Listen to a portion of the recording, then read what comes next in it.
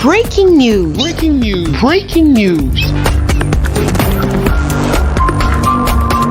Côte d'Ivoire, historique, chose promise, chose due. Son Excellence Alassane Ouattara, en chef d'État moderne, a tenu ses promesses. Il a visité toutes les régions, tous les départements de son pays, la Côte d'Ivoire. Sur 31 régions que compte la Côte d'Ivoire, son Excellence le Président Ouattara et Madame Dominique Ouattara bouclent en triomphe avec la visite de Tas de la Maraoué. CNN, la télévision autrement, était là pour vous. Merci de rester sur CNN. Breaking news. Breaking news. Les Ivoiriens dans l'ensemble sont unanimes sur ce record jamais égalé par un chef d'État de Côte d'Ivoire, à savoir visiter toutes les 31 régions que compte le pays comme il avait prévu. Historique, inoubliable pour toutes les populations ivoiriennes qui ont vu la métamorphose de leur région en infrastructures réalisées, en châteaux d'eau construits, électricité, écoles, aide numéraire et hommage aux Ivoiriens disparus, sans oublier la prise en compte réelle du bonheur de la jeunesse. Contre toute attente, au dernier meeting de Boisflé, un discours bilan du Premier ministre Ahmed Bakayoko, digne d'un chef de gouvernement, témoin de toutes les promesses de campagne tenues par le président de la République, Alassane Ouattara. Le président de la République, Madame la Première Dame, honorables et distingués invités, Mesdames et Messieurs, Monsieur le Président, avec votre permission, je fais une petite entorse au programme traditionnel des meetings de vos visites d'État. Cette prise de parole en tant que chef du gouvernement m'a été inspirée parce que partout où nous sommes passés, j'ai entendu dire que c'était la première fois que les populations recevaient le président de la République de Côte d'Ivoire. Que c'était la première fois que le président venait en visite d'État. Et donc j'ai demandé au ministre en charge de l'administration du territoire de me faire la revue dans nos archives du point des visites de tous les chefs d'État depuis l'indépendance. Et j'y ai vu l'opportunité d'une intervention, également l'opportunité de faire le bilan de vos visites d'État, car aujourd'hui c'est un fait historique. Nous sommes à la fin de votre promesse annoncée de visiter toutes les régions de Côte d'Ivoire, ce que vous avez fait en moins d'une décennie aujourd'hui. C'est un événement historique, que c'est la première fois. C'est la première fois dans notre pays que le président visite toutes les régions, les 31 régions, tous les départements, les 108 départements ont été visités par le président de la République. Et je ne voulais pas manquer l'occasion de vous dire que nous sommes très fiers de ce travail-là, Monsieur le Président. Ici, nos parents gourous disent Ibo, Président Ado. Ibo, merci, merci et bravo. Cette vacation avec les préfets et cette revue de nos archives nous a permis de faire un point. Le père fondateur, le président Houphouët-Boigny, à la faveur des visites, des célébrations de fête de l'indépendance tournante, a visité 11 lieux de chefs de département. Donc à peu près l'équivalent de 11 régions aujourd'hui à travers les fêtes tournantes. Un chef d'État, un autre que je ne voudrais pas citer, a fait 2 visites d'État dans 2 régions et un autre que je ne voulais non plus pas citer a fait une seule visite dans une région. Et c'est vous qui avez parcouru l'ensemble du pays. Et Monsieur le Président, vous avez donné à ces visites d'État, dans leur conception, et dans leur réalisation un vrai programme de stratégie de développement de nos territoires. Je me rappelle encore, avec paix à son âme, le regretté Premier ministre Amadou Gon Coulibaly, avec le ministre Hachi Patrick, déjà au Golfe, quand nous étions au Golfe, quand nous nous battions pour sortir du Golfe, vous avez lancé les projets du programme présidentiel d'urgence. Parce qu'un jour, vous nous avez dit, écoutez, tôt ou tard, cette crise va se régler dans 2 ou 3 mois, il faut commencer à anticiper et préparer les projets parce que nos populations souffrent, parce que les déficits dans tous les domaines des secteurs prioritaires, des infrastructures de base, eau, électricité, école et santé doivent être nos priorités. Et je dois vous confesser aujourd'hui qu'avec mes aînés, on vous critiquait un peu. On s'est dit, ben, le président aussi, on n'est pas encore sorti du Golfe, il veut qu'on fasse des projets de développement. Mais comment on va les réaliser? Mais évidemment,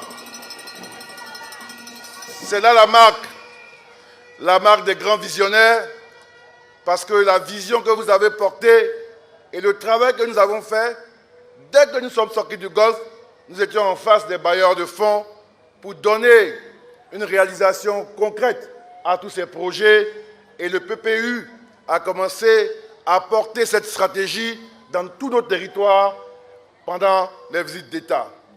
Vous avez aussi donné une dimension concrète. Je me rappelle encore, j'étais ministre de l'Intérieur, vous m'avez dit, monsieur le ministre, je ne veux pas que mes visites d'État soient l'occasion de faire des promesses. Les promesses, c'était pendant la campagne.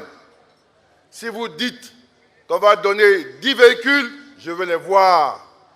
Si vous dites qu'on va faire des routes, il faut commencer à les réaliser. Sinon, je ne fais pas de visites d'État. Ainsi, pour la première fois, et je me rappelais, c'était le président Amadou Soumaoro qui me le disait à Mans, à la faveur de cette première visite d'État dans le Tonkpi et le Cavali, où on voyait défiler les véhicules. Il me disait vraiment de ma mémoire d'homme, d'enfant, d'homme politique. Depuis que je suis né, c'est la première fois que je vois un chef d'État venir en visite d'État, promettre et puis en même temps donner. Comme disent les Ivoiriens, en même temps est mieux.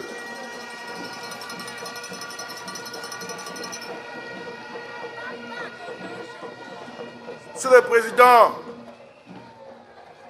en tant que chef du gouvernement, j'ai demandé également dans la nuit d'hier, rapidement à tous les ministres, de m'agréger un peu tout ce qui a été fait pendant ces visites d'État. Oui, aujourd'hui vous avez bouclé la boucle dans la Maraoué, là où, quand on dit c'est beau, et c'est la Maraoué. Monsieur le Président, vous avez adressé les priorités des populations. D'abord dans le domaine de l'électrification. C'est 3613 localités qui ont été électrifiées de 2012 à 2020.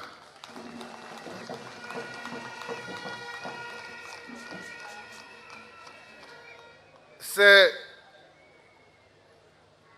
33% de couverture d'électricité qui passe à 80% d'ici à la fin de l'année, soit un investissement de près de 400 milliards de nos francs.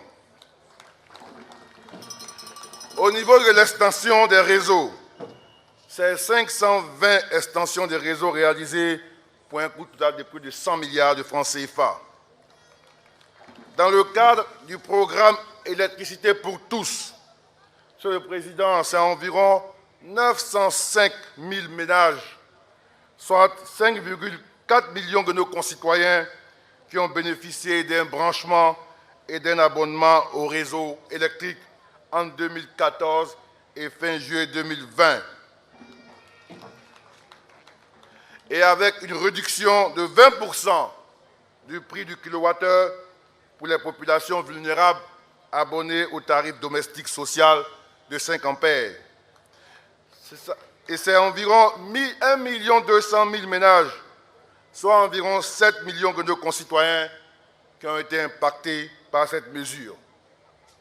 Au niveau de l'eau potable, Monsieur le Président, ces visites d'État ont permis en 2011 et 2019 de réaliser 9 476 pompes villageoises, 253 châteaux d'eau et au niveau des hydrauliques villageoises améliorées, 231 réalisations.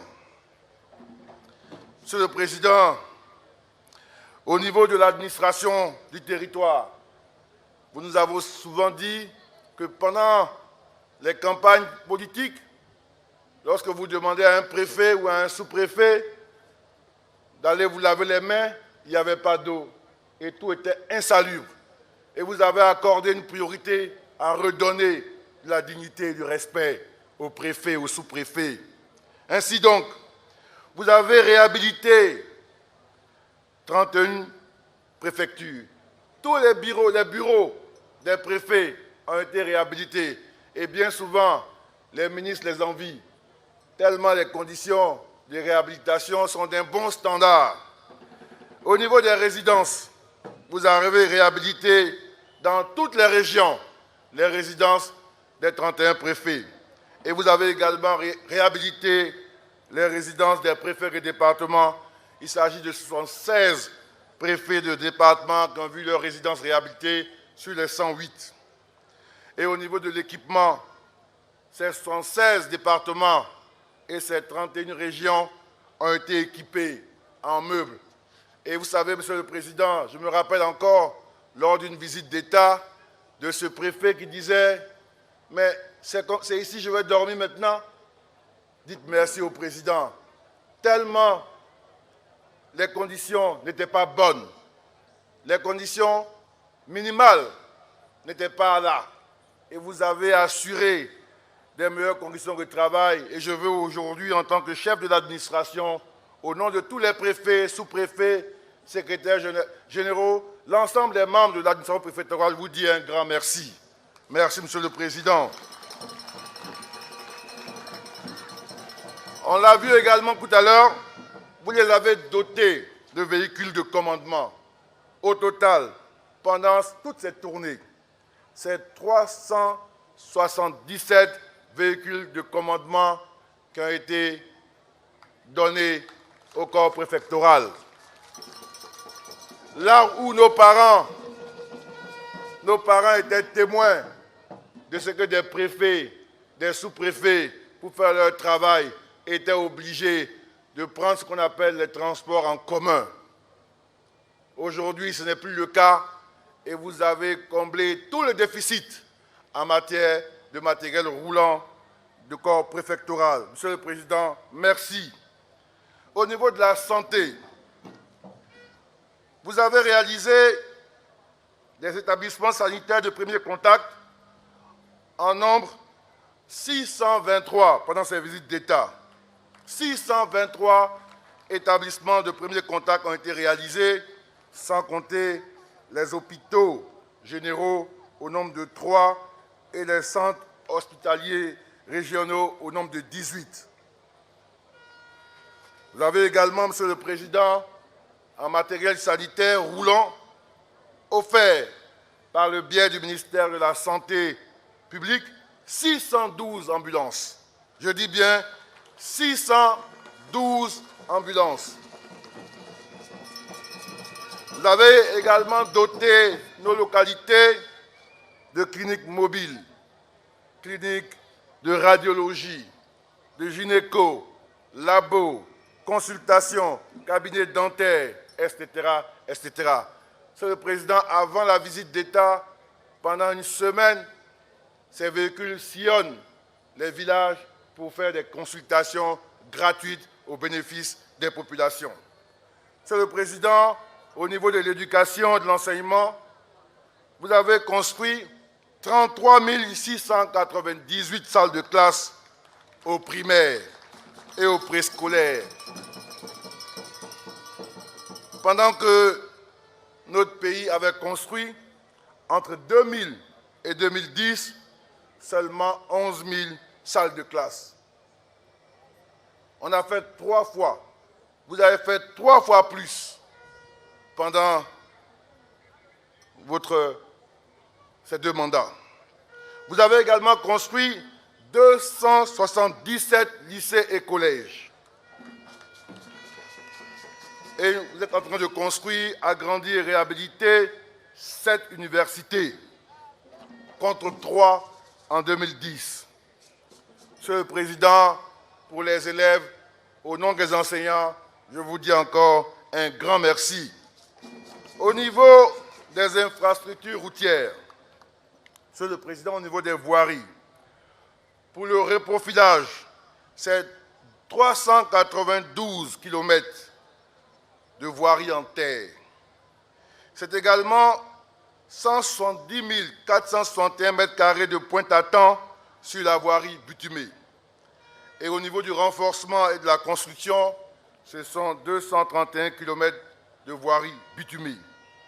Au niveau des routes interurbaines, il y a le reprofilage de 19 908 km de routes en terre et la construction de 28 dallos. De même que la réalisation de 430 360 m² de pointe-à-temps sur les routes bitumées au niveau des routes interurbaines.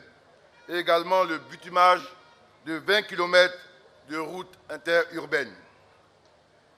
On me fait noter également la construction de l'aérodrome et son bitumage complet à Odiéné et très prochainement à Séguéla, ce qui est en cours de réalisation. Monsieur le Président, au niveau de la sécurité, c'est 33 unités de gendarmerie qui ont été construites, comprenant des escadrons, des compagnies et 16 brigades, tous équipés en moyens de mobilité. Et 39 unités de police qui ont été créées, soit 20 commissariats, 8 groupements mobiles d'intervention, une compagnie républicaine de sécurité, 2 districts de police, une section régionale de la police judiciaire et 6 centres de commandement opérationnel, soit CCDO, et une unité antiterroriste et une brigade équestre. Et il y a également la création de 12 centres de secours d'urgence pendant ces visites d'État et la mise à disposition des véhicules roulants, soit 804 véhicules et 400 motos aux forces de sécurité.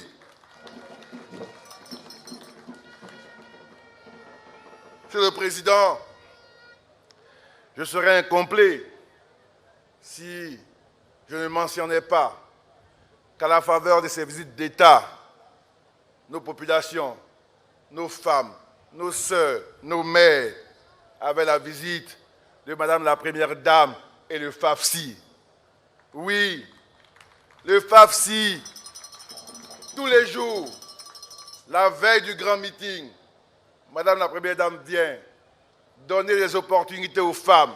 Nous avons entendu tous ces témoignages de femmes qui ont retrouvé leur dignité, le respect de leur mari, le respect de leur famille, grâce à vos actions. Merci, Madame la Première Dame. C'est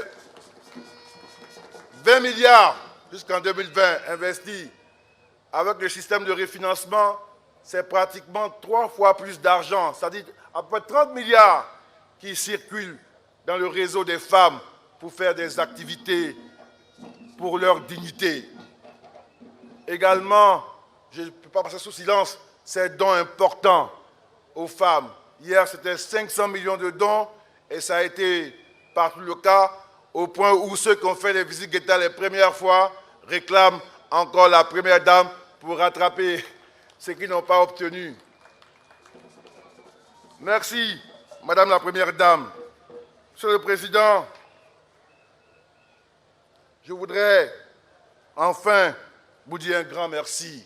Nous sommes très fiers d'être à vos côtés et de participer à la face de la nation de façon concrète à cette transformation profonde de notre pays, de participer à cette belle aventure de construction, d'aider nos populations. Au-delà de ça, Monsieur le Président, je veux dire combien de fois vous avez réhabilité de grandes figures, de grands disparus, d'hommes et de femmes fondateurs ou fondatrices de notre territoire que vous avez honorés dans vos discours en les citant. On a vu des familles pleurer. Vous êtes allés vous recueillir sur la tombe de grands disparus de ce pays en leur rendant l'hommage de la nation, comme vous l'avez fait ce matin à Pakwabo pour le président Feu, le président Charles Kofi Dibi. Monsieur le Président, on a vu des familles pleurer pour dire qu'on avait pensé que la République nous avait oubliés. Vous avez réhabilité tout le monde. Vous avez donné de la considération à tout le monde. Vous avez donné de la dignité, du respect aux Ivoiriens. Monsieur le Président Ibo, merci. Monsieur le Président, voilà votre bilan porté par ces visites d'État, là où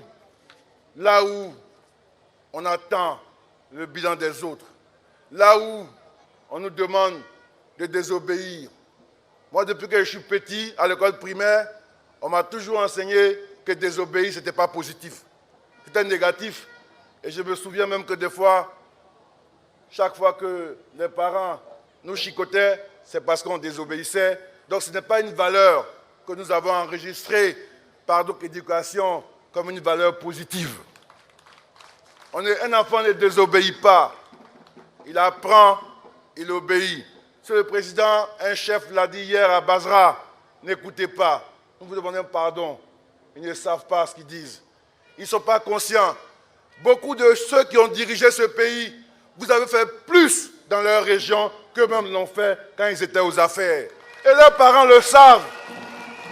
Leurs parents le savent. Et ils le savent. C'est pourquoi, avant que la compétition ne commence, ils veulent déclarer forfait parce qu'ils savent que les grands joueurs de ce pays sont avec vous. Mais Monsieur le Président, s'il continue, la semaine prochaine, nous avons encore beaucoup de travail. Le dernier Conseil des ministres, avant les élections, nous allons traiter et travailler pour nos parents planteurs sur la fixation du prix du cacao. Nous avons des dossiers urgents. Mais après ça, Monsieur le Président, s'il continue, nous aussi, on va vous désobéir un peu.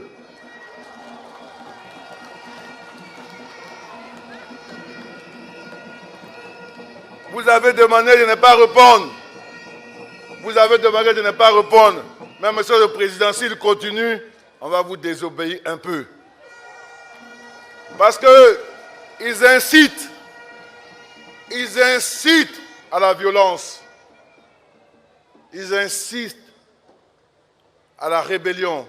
Ils incitent à la désobéissance. Et souvent, c'est des biens publics achetés chèrement qui sont détruits. Des bus qui servent aux populations.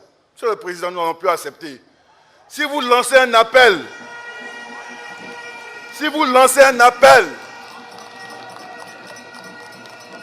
on s'éteint parce que nous, on ne sait pas se fâcher à moitié. Quand on se fâche sérieusement. Si vous lancez un appel et qu'à la fin de la journée, il y a des destructions de biens privés ou publics, le soir, on sera devant votre maison pour vous apporter la note. Le soir, on sera devant votre domicile pour vous apporter la note. Quand bien même certains habitent encore, sont logés, blanchis et nourris grâce à l'État. Vous n'allez pas détruire les biens des autres et dormir tranquillement dans la maison de l'État. C'est fini. C'est terminé. Il faut que dans ce pays, on respecte le travail du président Hassan Ouattara. C'est un travail qui est concret. Je viens de vous l'énumérer. Le monde entier en parle. Hier encore, les instances d'évaluation des États disaient que la Côte d'Ivoire est devenue le pays le plus attractif, que l'Ivoirien est devenu l'homme le plus riche au PIB par habitant dans la sous-région. Ce ne sont pas des gens qui peuvent tricher avec ces indicateurs. Bon sang, comment on peut être jaloux de son propre pays? Comment on peut être jaloux de son propre pays parce qu'on est jaloux du président? Chacun a eu l'opportunité de diriger. Mais libre à vous, vous aurez pu faire comme lui. Ça coûte en énergie, en concentration, en travail. Vous aurez pu faire des visites d'État. Mais on vient ici, les parents nous disent c'est la première fois qu'on a vu un président. Mais ils sont obligés d'être contents de le voir. Ils sont obligés de l'aimer. C'est la vérité. Elle est toute simple. Vous faisiez quoi? Vous étiez où?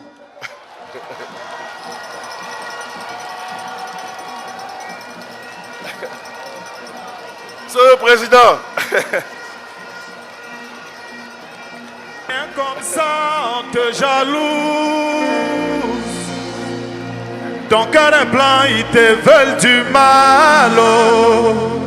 Ahmed a fait mon Tu es palabre. gentil, ils sont méchants. Merci d'être sur CNN, la télévision autrement. Les programmes se poursuivent. Retrouvez en ligne toute l'info en continu sur CWeb Info, 100% info, non-stop.